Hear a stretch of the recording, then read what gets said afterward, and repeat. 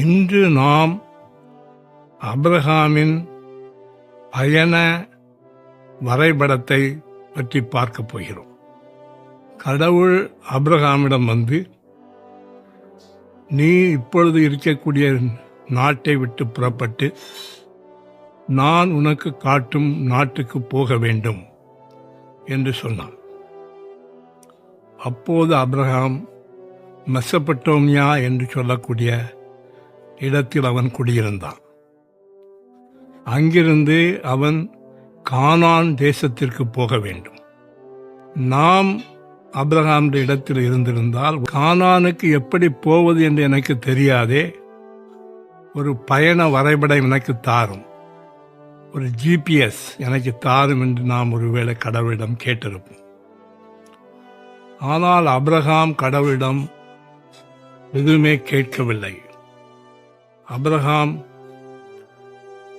கண்மூடித்தனமாக மெசொப்பொத்தேமியா விட்டு புறப்பட்டான்.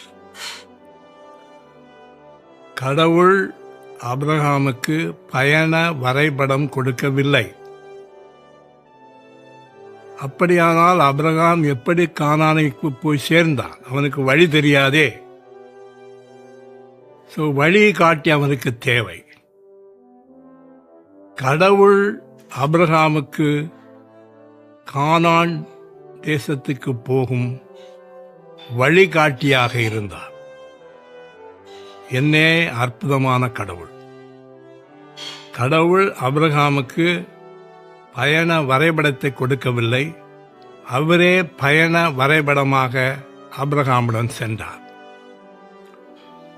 அவர் ஆபிரகாமை அழைத்து கொண்டு போனார். அவன் எங்கு செல்ல வேண்டும் என்பதை கடவுள் ஆபிரகாமுக்கு காட்டினார். கடவுளே ஆபிரகாமுடைய பயண வரைபடமாக இருந்தார். வேறு எந்த வரைபடத்தையும் அவர் கொடுக்கவில்லை. இன்றைக்கு நம்மிடம் இருக்கக்கூடிய வரைபடங்கள், பயண வரைபடங்கள், ஜிபிஎஸ், சில சமயங்களிலே தவறான இடங்களுக்கு நம்மை கொண்டு சென்று விடுகிறது. ஆனால் உண்மையான பயண வரைபடமாகிய கடவுள் நம்மை ஒருபோதும் தவறான இடத்திற்கு நடத்த மாட்டார், சரியான இடத்திற்கு நடத்துவார்.